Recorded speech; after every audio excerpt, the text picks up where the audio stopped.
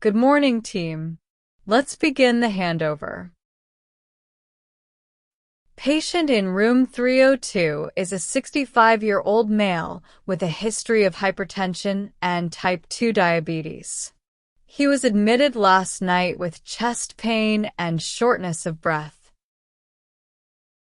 His ECG showed mild abnormalities, and he's scheduled for a cardiology consult this afternoon. Vital signs are stable, and he's currently on oxygen therapy for fluids and beta blockers. Patient in room 306 underwent surgery yesterday, an appendectomy. The procedure was successful. Post-op recovery is going well, but she's still experiencing some abdominal pain.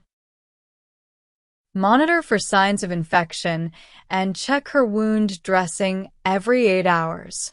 She's on antibiotics and painkillers as prescribed.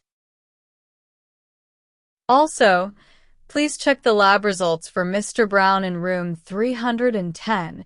His CBC and electrolyte panel should be ready this morning.